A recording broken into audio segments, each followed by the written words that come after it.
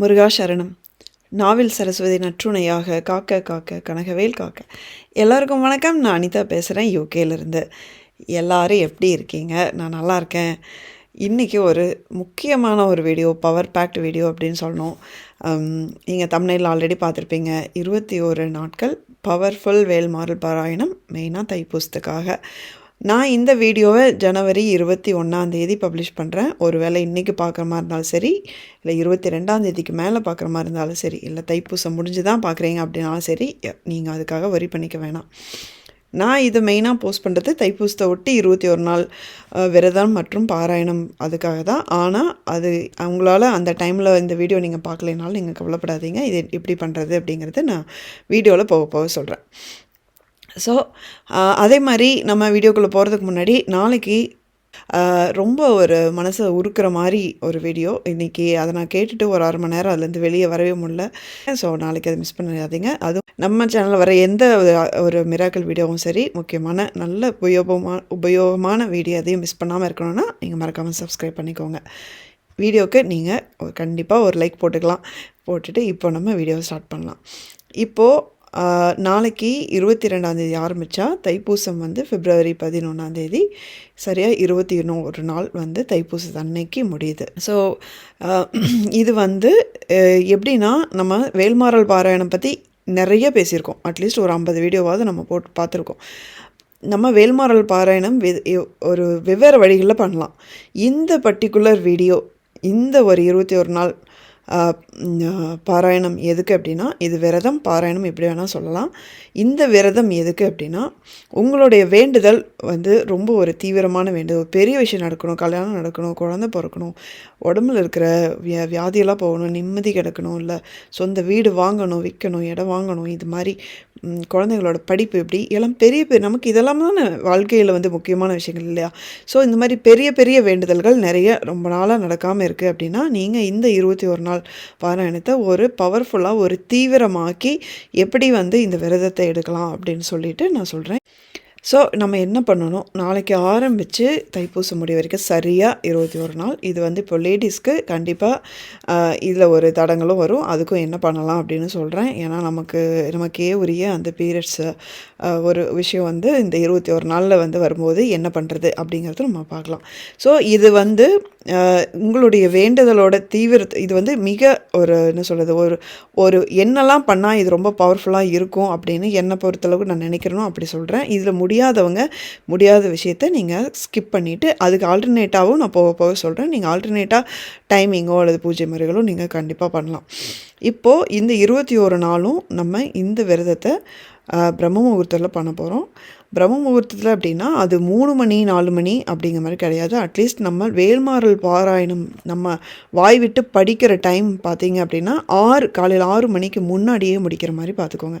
இப்போ அது பொதுவாக ஒரு 1/2 மணி நேரம் ஆகும். ஸோ 5லேருந்து 5:30 பண்ணாலும் ஓகே.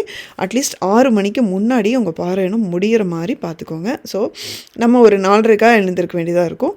எழுந்திரிச்சு குளித்து முடிச்சுட்டு நம்ம பூஜையை ஆரம்பித்தா, ஸோ பூஜை பண்ணிவிட்டு வேல்மாறல் பாராயணம் முடிக்கும் போது கூடவே 1-2 திருப்புகள் எல்லாமே படிச்சிங்க அப்படின்னாலும் நீங்கள் 6 மணிக்கு முன்னாடி முடிச்சிடலாம்.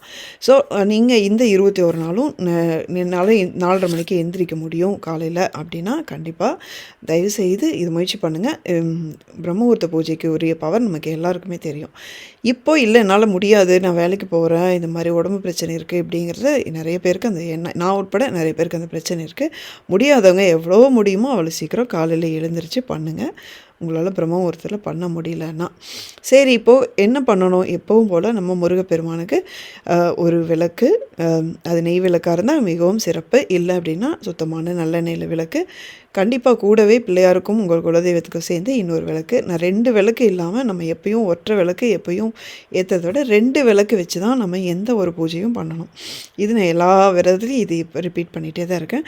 ஸோ நெய்வேத்தியமாக உங்களால் என்ன முடியுதோ செய்யுங்க. பட் கண்டிப்பாக ஏதாவது ஒன்று வைக்கணும். அட்லீஸ்ட் ஒரு ஆப்பிள், வாழைப்பழம் இப்படி ஏதோ ஒரு பழமாவது நீங்கள் வைக்காமல் நீங்கள் பூஜை பண்ணக்கூடாது. ஸோ நெய்வேத்தியம் வச்சுட்டு நீங்கள் எப்பவும் போல் ஊதுபத்தி கற்பூரம் காட்டி ஆரத்தி எடுத்து முடிச்சுட்டு நீங்கள் பாராயணத்தை ஆரம்பிக்கலாம். டெய்லியும் தலையை குளிக்கணுமானா இல்லை, நீங்கள் அபிஷேகம் பண்ணுற மாதிரி இருந்தால் நீங்கள் வந்து டெய்லியும் அபிஷேகம் பண்ணுற அன்னைக்கு மட்டும் தலைக்கு குளிச்சா போதும். இல்லைன்னா நீங்கள் அபிஷேகம் நான் வேல் இல்லை நான் முருகர் படம் வச்சு தான் பண்ணுறேன் அப்படின்னா நீங்கள் வந்து நீங்கள் யூஸ்வலாக வாரம் ஒரு தடவையோ 2 தடவையோ எப்படி தலை குளிப்பீங்களோ நீங்கள் அது மாதிரி குளிச்சுக்கோங்க. டெய்லியும் தலை குளிக்க வேண்டியது இல்லை.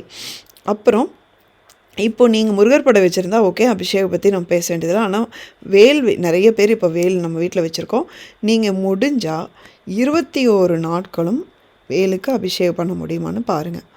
21 நாட்களும் பண்ணணும் அப்படின்னு நீங்கள் முடிவு பண்ணியிருந்தீங்க அப்படின்னா முடிஞ்ச அளவுக்கு அது சிம்பிளாக வச்சுக்கோங்க. அப்போ தான் நீங்கள் எவ்வளோ தூரம் டைம் கம்மியாக பண்ணுறீங்களோ அப்போ தான் வந்து உங்களால் கன்சிஸ்டண்ட்டாக 21 நாளும் பண்ண முடியும். ஸோ ஒரு 10 நிமிஷத்துக்குள்ளே ஃபுல் அபிஷேகம் பண்ணுற மாதிரி பார்த்துக்கோங்க. நான் சில சமயம் ரொம்ப சிம்பிளாக பண்ணணும் என்ன பண்ணுவேன் அப்படின்னா ஒரு தண்ணியில் நீங்கள் ரோஜா இதழ்கள் போட்டால் அது பன்னீருக்கு சமம். ஸோ வந்து பிளெயின் வாட்டரில் அபிஷேகம் பண்ணிவிட்டு அதுக்கப்புறம் பால் அபிஷேகம் பண்ணிட்டு அதுக்கப்புறம் பன்னீர்னால் நீங்கள் தண்ணியில் வந்துட்டு நீங்கள் வீட்டில் பன்னீர் வாங்கி வச்சு பண்ணாலும் சரி, இல்லை ரோஜா இதழ்கள் போட்டு நீங்கள் பண்ணிங்கனாலும் சரி. சில பேர் வெறும் தண்ணியிலேயே நம்ம பூ இதழ்கள் போட்டு தான் நம்ம பண்ணுவோம். ஸோ இந்த மாதிரி சிம்பிளாக நீங்கள் பண்ணிங்கன்னா 10 நிமிஷத்தில் உங்களால் அபிஷேகத்தை முடிக்க முடியும். நீங்கள் சிம்பிளாக பண்ணிங்கன்னா 21 நாளும் பண்ண முடியும். இல்லை எனக்கு வந்து கொஞ்சம் இது கான்ஃபிடெண்ட்டாக எனக்கு சொல்ல முடியல அப்படின்னா, ஏன்னா நீங்கள் அபிஷேகம் பண்ணும்போது எல்லாமே தலைக்கு குளிக்கணும்னு வேறு சொல்லியிருக்கேன்.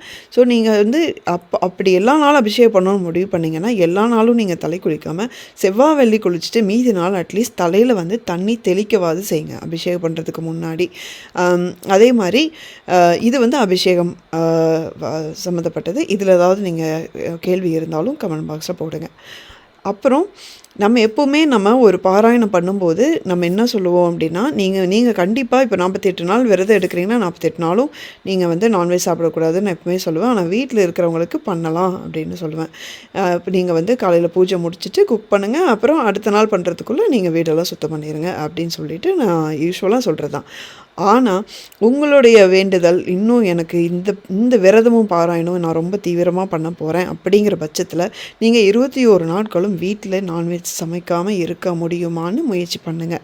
இல்லை வீட்டில் இருக்கிறவங்க சாப்பிட்ணுன்னா அவங்கள வந்து அட்லீஸ்ட் இப்போ வீக்லி ஒன்ஸ் ட்வைஸ் நான் கண்டிப்பாக சாப்பிடுவோம் அப்படின்னா அவங்கள இந்த ஒரு 3 வாரத்துக்கு மட்டும் வெளியே சாப்பிட முடியுமா அப்படின்னு நீங்கள் முயற்சி பண்ணி பாருங்கள். இல்லை வீட்டில் அதெல்லாம் பிரச்சனை வரும் அப்படின்னா நீங்கள் ஓகே, நோ ப்ராப்ளம், எப்பவும் போல் வீட்டில் இருக்கிறவங்களுக்கு சமைங்க. பட் அந்த 21 நாட்களும் வீடு ஃபுல்லாக ரொம்ப சுத்தபத்தமாக நீங்கள் பண்ணீங்க அப்படின்னா கண்டிப்பாக அதுக்கு ஒரு பவர் இருக்குது. இது அசைவம் சம்மந்தப்பட்டது. சரி இப்போது நான் இந்த வீடியோவையே வந்து 22ஆம் தேதிக்கு அப்புறம் தான் பார்க்குறேன். எனக்கு வந்து இப்போ 15 நாள்லேயே தைப்பூசம் வருது, இல்லை எனக்கு தைப்பூசமே முடிய போகுது அப்படிங்கிற மாதிரியெல்லாம் நீங்கள் அந்த மாதிரி டைமில் இந்த வீடியோ பார்க்குற மாதிரி இருந்தால் டோன்ட் வெரி. இப்போது நீங்கள் எப்போ வந்து வீடியோ பார்க்குறீங்களோ அதில் இருந்து நீங்கள் வந்து அதிலேருந்து ஸ்டார்ட் பண்ணி நீங்கள் 21 நாள் அப்படியே தொடர்ந்து விரதம் எடுக்கலாம். அப்படி எடுக்கும்போது அது தைப்பூசத்தை கடந்து போனாலும் நீங்கள் கவலைப்பட வேண்டியதில்லை. இது ஒரு ரூல் கிடையாது, தைப்பூசத்தன்னைக்கே முடிக்கணும் அப்படிங்கிறது ஒரு பர்டிகுலராக ஒரு விதி கிடையாது. ஆனால் அந்த அன்னைக்கு முடித்தா மிகவும் ஒரு சிறப்பானது, அவ்வளோதான். அதுதான் வேற ஒன்றும் இல்லை. அதே மாதிரி நீங்கள் இதே 21 நாள் விரதத்தை தைப்பூசத்து அன்னைக்கு கூட நீங்கள் ஆரம்பிக்கலாம். அது இன்னும் வந்து மிக சிறப்பான ஒரு விஷயந்தான். தைப்பூசம் அன்னைக்கு ஸ்டார்ட் பண்ணி 21 நாள் பாராயணம் நீங்கள் பண்ணுங்கள். இப்போது நமக்கு யூஸ்வலாக வர்ற அந்த பீரியட்ஸ் பிரச்சனை என்ன அப்படின்னு பார்க்கலாம். இப்போ நான் ஸ்டார்ட் பண்ணுறேன் 21 நாளும் வந்து எனக்கு பீரியட்ஸ் கண்டிப்பாக வராது அப்படின்னா நமக்கு பிரச்சனை இல்லை. கண்டிப்பாக இதில் முக்கால்வாசி பேருக்கு ஏதோ ஒரு நாள் வந்து இதில் ஃபாலோ ஆகிற மாதிரி ஆகிடும். அப்போ என்ன பண்ணலாம் அப்படின்னா, நீங்கள் அந்த ஒரு 21 நாள் விரதத்தை வந்து ஃபிக்ஸ்டாக வச்சுட்டு பீரியட்ஸ் வர டே அன்னைக்கு மட்டும் வீட்டில் இருக்கிற யாராவது ஒருத்தங்களை விளக்கு மட்டுமாவது ஏற்ற முடியுமா அப்படின்னு பார்த்துங்க. எவ்வளோ சீக்கிரம் முடியுமோ அட்லீஸ்ட் காலைல ஒரு 6-7 மணிக்குள்ளே அன்றைக்கி வீட்டில் இருக்கிறவங்கள அட்லீஸ்ட் அந்த 2 விளக்கை மட்டுமாவது ஏற்ற முடியுமான்னு பார்த்துட்டு வீட்டில் வந்து வேல்மாறல் பாராயணம் நீங்கள் யூடியூப்பில் சாங்ஸ் இருக்குது, நம்மளோட சேனல்லையே இருக்கிற நம்மளோட வேல்மாறல் பாராயணம் வீடியோ இருக்குது. நீங்கள் அதை வந்து நீங்கள் ப்ளே பண்ணி விட்டுட்டு வீடு ஃபுல்லாக நல்லா சத்தமாக கேட்குற மாதிரி நீங்கள் ப்ளே பண்ணி விட்டீங்கன்னா கூட போதும். அந்த ஒரு நான் எப்போவுமே இது நான் சஜஸ்ட் பண்ண மாட்டேன். ஆனால் இந்த 21 நாள் வந்து ஃபிக்ஸ்டாக வச்சுட்டு இது பண்ணுற மாதிரி இந்த வாட்டி இந்த மாதிரி சஜஸ்ட் பண்ணுறேன்.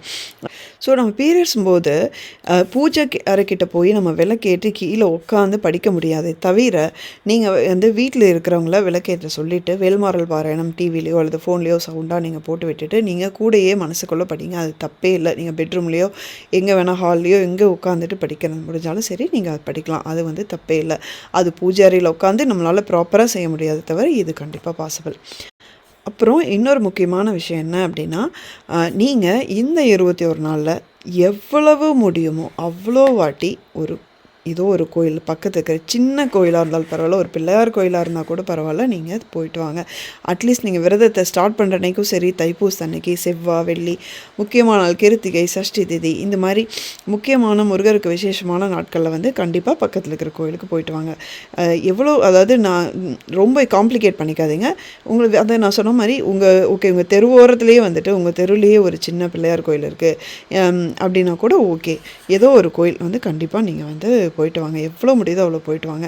அதே மாதிரி முக்கியமாக இன்னொரு விஷயம் என்ன அப்படின்னா, இந்த வேல்மாறல் பாராயணம் வந்து காலை மாலை இருவேளையும் படிக்கணுமா அப்படின்னா படித்தா ரொம்ப நல்லது.